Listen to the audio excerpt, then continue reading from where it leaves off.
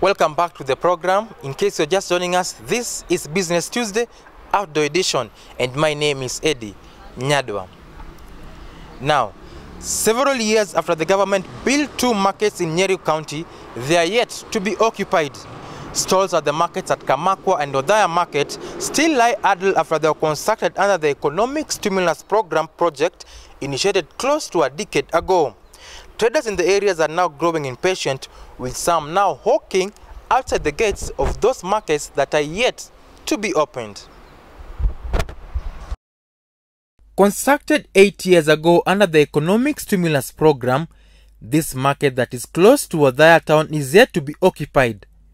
It is a modern market with a proper shade, several stalls, water, and even perimeter fence. Upon completion, it was expected to host several small traders from the region. However, it remains unoccupied, something that now worries the residents.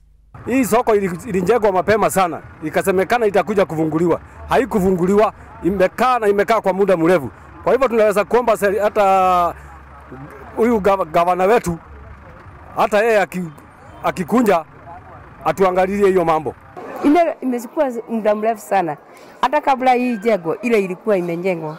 Sasa hii ikafungua hata mbele na ile tu inakoma tu. Hakuna pesa inatengeneza kwa Kenya ama kwa Odaya.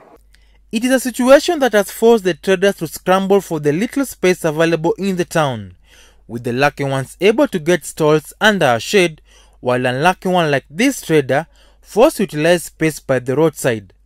However, both traders are facing myriad of challenges. Itafika lini siku tuweze kunini pale, tuweze kuanzia kuuza, sababu hapa mahali tunakaa hata nyinyi mnaona ni bali kuna stress ya magari na watoto tunafaa tuwatafutie shuleni school fees. Sasa ningeomba tu angalau kama ni hati mmeweka mtimize na tuweze kukaa mahali pale tuuze. Na sasa hata ukiona kwa hii soko ni projected. Kwa maana kuna wauzaji wengi hata kuliko wanunui. It is the same script at Kamakwa Market. Although already complete, the market remains unoccupied. However, the traders here have opted to put their wares at the entrance of the market. Kulikuwa na mambo mengi hapa. Sababu kulikuwa na manyumba mengi, watu wakabomolewa. Sasa wakaambiwa sasa soko ikimalizika atarudishwa. Sasa wanagojea mpaka wakati. Sasa wanachidwa, tutarudi lini? Watoto wanaendelea na masomo. Sisi hatuna mahali nyingine ya kutoa pesa. The county government now says it is working to ensure the markets are opened despite the challenges. Probably the issues might have arisen either in how quickly the projects could be done, maybe the acquisition of the land, agreeing with the communities. But all in all, I believe that they were good programs. The question is not that whether the traders are there, but it is true. We have challenges trying to relocate them because they want to be where they are used to. Now we want to start with the solution. We are saying a market like Kamakwa and Odaya, we are going to open them, and we are going now to require all the traders that are not trading from the correct places to relocate. Kenya Revenue Authority officials raided a go-down at Chimanzi, Mombasa, suspected to be stocked with illegal consignments. Led by the taxman senior official Rashid Ali, KRA raided the go-down on suspicion that it had, among other goods, sugar, rice, and cooking oil that entered the country illegally.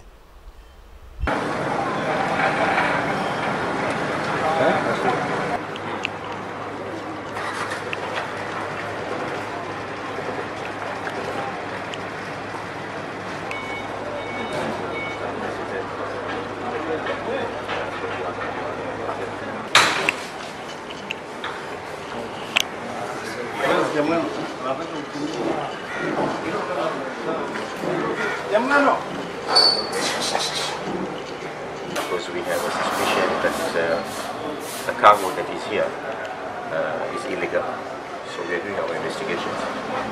More than that, I cannot tell you anything else. The chairman of the board of directors of Kenya Revenue Authority and the Commissioner General of the Kenya Revenue Authority will be in a position to brief you later on what is happening. We have edible oil, we have sugar, we have rice.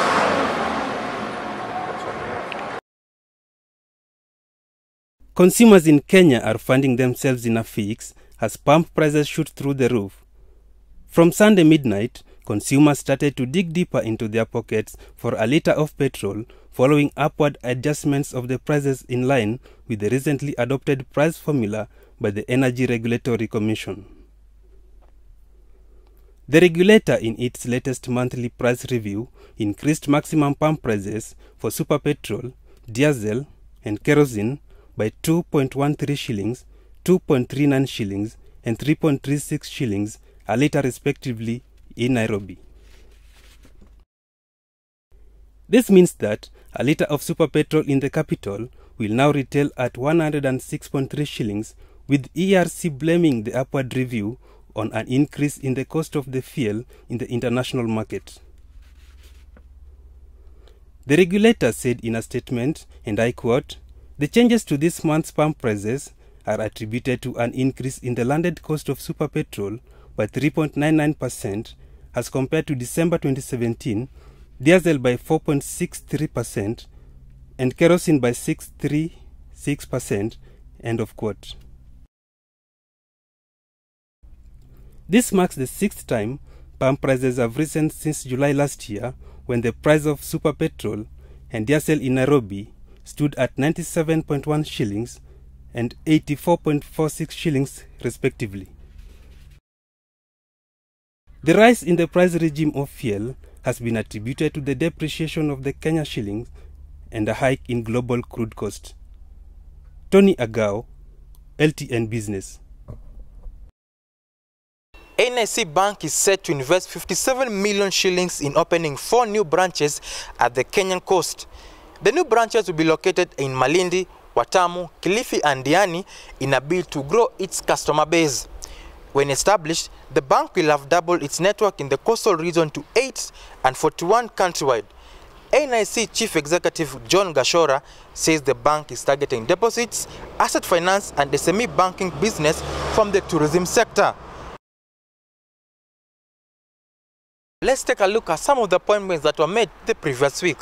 First, MUnene has been appointed as Group Chief Executive Officer of Medical Insurance, AAR. Ms. MUnene will now oversee the medical insurance operation in East Africa. AAR Insurance Board Chairman Kitoni says the board has strong confidence in MUnene's ability. Ms. MUnene previously served as a managing director of the Kenya business. Peter Mbugua has been acting as Chief Executive for the past 8 months, now officially takes charge of Rural Electrification Authority as the CEO. The appointment is for a 3-year term. His appointment comes at a time when the authority is beginning to procure electricity distribution materials from local industries, a change from previous procedures where materials were internationally sourced. In another powerful appointment is that Ambassador MOHABOUB is the new Kenya Power Board Chairman. MOHABOUB was until then the Executive Secretary for Intergovernmental Authority on Development, or rather IGAD. He was elected in a poll that saw former National Assembly fail to get re-elected to the board. The poll was conducted during the December 2017 annual general meeting. Lastly is that former Uchumi Supermarket Chief Executive Julius Kipngetich was appointed as the Regional Chief Executive of insurance firm Jubilee Holdings. The appointment took effect on the 1st of January. In his new job, Kipngetich will now oversee operations across Eastern Africa region in countries like Kenya, Uganda, Tanzania, Mauritius and Burundi. He joins Jubilee Insurance after resigning from Uchumi in December last year, where he had a short stint attempting to pull the retail chain supermarket from the turbulence into profitability. Jubilee Holdings chairman said Kipngetich will inject to the company an outstanding track record of business process re-engineering, strategic management, and a deep understanding of the regional market. And on that note, we've come to the end of this week's edition of Business Tuesday. Remember, this was Business Tuesday Outdoor Edition. Now I leave you with the repeat segment of last week's edition of Business Tuesday, where we had an interview with Mr. Patrick Mumu, an investment analyst from Saturn Investment, who was just telling us, giving us an outlook of 2017. Remember, you can catch this episode again next week at the same time. My name is Eddy Nyadwa. Enjoy the rest of your viewing.